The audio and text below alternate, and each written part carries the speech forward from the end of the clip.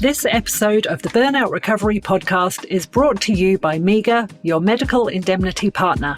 Whether you're starting out in your career or have decades of experience, MEGA helps you thrive with support that goes beyond insurance. Enjoy travel benefits like complimentary travel insurance and Qantas points on your membership, plus education, medico-legal support, access to career coaching and wellbeing resources. Visit mega.com.au to learn more. Insurance issued by Medical Insurance Australia, which has not taken into account your objectives or situation. Before you make any decisions about our policies, please read our PDS and consider your needs. Call us for a copy or visit mega.com.au. Welcome to the Burnout Recovery Podcast, a guiding resource dedicated to healthcare professionals on their journey to overcoming burnout. Spearheaded by Dr. Joe Braid, a certified professional coach and rehabilitation physician. Hello and welcome back to the Burnout Recovery Podcast. I'm Dr. Joe Braid, your host, a rehabilitation physician of over 20 years. And if this is your first time listening, a really warm welcome to you.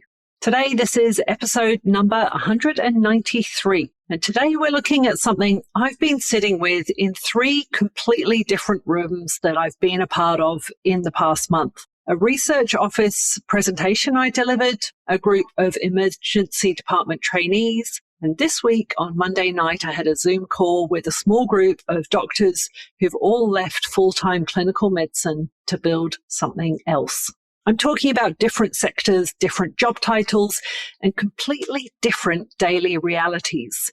And yet, underneath it, the exact same thing. So today, we're asking, does your industry's version of success culture actually create its own particular flavor of burnout? And if you're leading people, whatever that leadership looks like, what do you need to notice that might be completely invisible if you're only looking through your own professional lens? Let's start with the research office talk. I presented there to this sort of region-wide room of a real mix of people. We had several librarians, a couple of nurses involved in the clinical trials themselves and delivering medications, several academics, finance department. Who else did we have? We had a whole range of people and one person online. On paper, they were wildly different jobs, different training, different pressures, maybe even different pay scales across the room. But even listening to them talk and watching what lit up the room when I described the signs of burnout, I realized every single one of them recognized it in themselves. The librarian talked about her workload plus co-authoring a book and all the edits and refinements and waiting to see if it had been accepted for publication. The trials nurse talked about the tension between sort of rigid protocols and real human patients that don't always fit the protocol. The academics talked about a kind of low background hum of never being caught up on anything ever. Same exhaustion, same cynicism creeping in, same sense of shrinking effectiveness, the 3 hallmarks of burnout, and completely different causes on the surface. Then there's my Monday night this week. So on a sort of monthly, on average through the year basis, I catch up regularly with a small pod of doctors who all coach other doctors. And most of us no longer work full-time clinically. Some of us not at all anymore. We're essentially entrepreneurs now. And what we talk about isn't the workload in the traditional sense. It's the ebb and the flow of running something that depends entirely on us. There's no sick leave that someone else covers. There's no roster. And we've had to become genuinely skilled at reading our own nervous systems, at noticing early when we're heading into overextension. Because if we don't, there's no safety net catching us before we're unable to show up for our clients or deliver the talks we've committed to. So it's a really different pressure to rostered clinical work, but there's still absolutely a burnout risk there. And then finally, I was talking to ED trainees as well. So I presented to a group who, a variety of them are deep in exam preparation on top of a pretty tough clinical workload. And for a good number of them, they're also raising young families. So that particular combination with high stakes exams, relentless shift work, and family who also needs them present is its own specific pressure cooker. It doesn't look quite the same as the librarian's backlog, and it doesn't look like my coaching pod's income in uncertainty. But structurally, all three groups are dealing with an unrelenting demand that outpaces the recovery time available to them. Same threat response, three completely different costumes. So let's look at what the research says about this, because the differences between the sectors aren't just a feeling, they show up in the data too. A cross-sectional study out of an academic medical centre directly compared burnout across professional groups working in the same institution.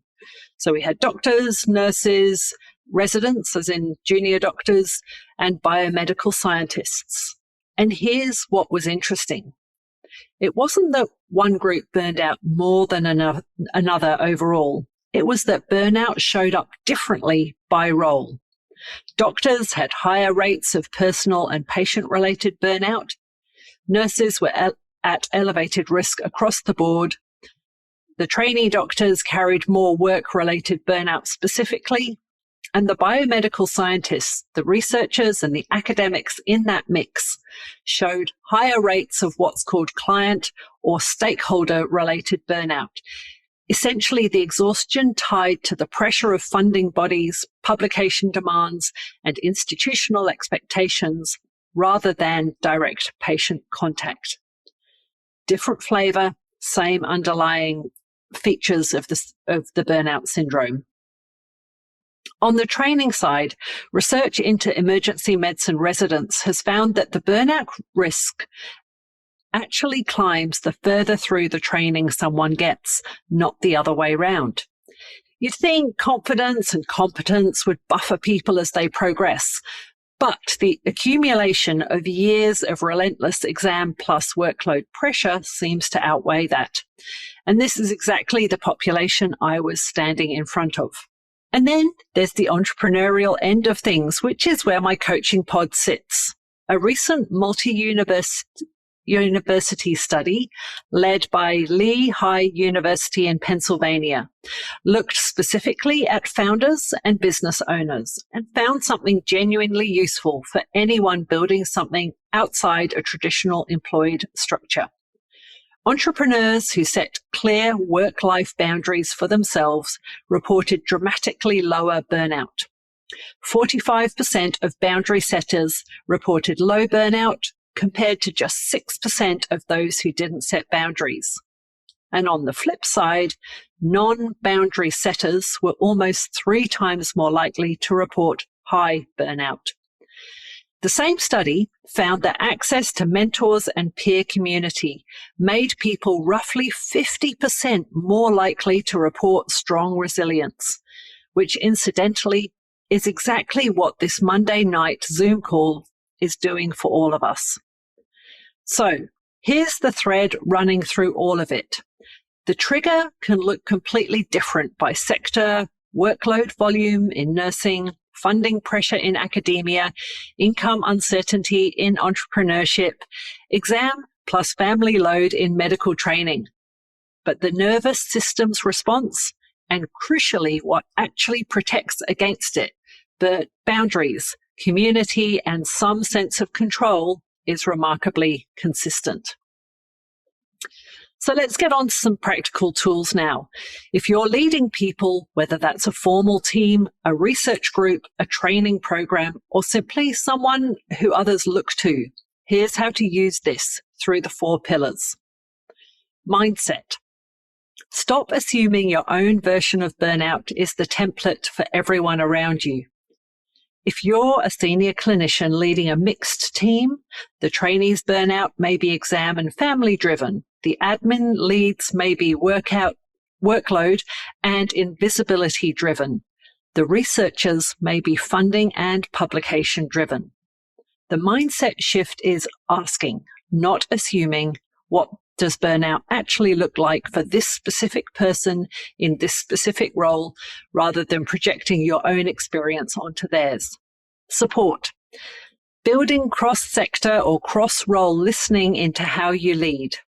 So when I do huddles, when I'm locuming in hospitals around the area, I ask a genuinely open question, not starting with just a task list. If you're leading a mixed team, the same principle applies, and just make sure you're not only ever hearing from the people whose pressures mirror your own. And if you're the one under-supported, actively seek out people in similar structural position to you, not just similar job title. My Monday night pod works because we all understand the specific pressure of entrepreneurial uncertainty. In a way, a fully employed colleague, however lovely, simply may not. And movement. For leaders, this is about actively moving between perspectives, not just the physical movement. Spend some time genuinely understanding a role that isn't yours. Ask the librarian, the trials coordinator, the trainee, what does a tough day actually look like for you? You'll start to see the specific pressure points you'd otherwise miss entirely because they're outside your own professional experience. And finally, but I would say most foundationally important, sleep. Across every sector I mentioned today, sleep debt was somewhere in their stories, whether it was exam prep eating into it, income anxiety disrupting it, or relentless rostering preventing it. Whatever industry you're leading in, protecting recovery time isn't a nice to have add-on. It is the floor that everything else sits on. And if you only take one thing structurally from this episode, protect that floor for your people and yourself before you address anything else. Now, one more thing worth naming here because it links back to something I've talked about on this podcast before. Part of what makes my Monday night coaching pod so resilient isn't just the peer support. It's that none of us are in a single lane anymore. We're clinical plus coaching plus speaking plus writing in varying combinations. And that variety itself seems to be part of what buffers us. When one part of the work has a rough patch, there's usually another part still standing. It's not a fix for everyone, and it's not something you can bolt on to an already full plate without something else coming off. But if you're thinking about long-term sustainability in your own career, it's worth asking whether a bit more variety, done deliberately rather than accidentally, might be a part of your own protection. So, rounding out, here are 3 reflection questions for you this week. If I'm leading or working alongside people in a different role to mine, do I actually know what a hard day looks like for them, or am I assuming it looks like mine?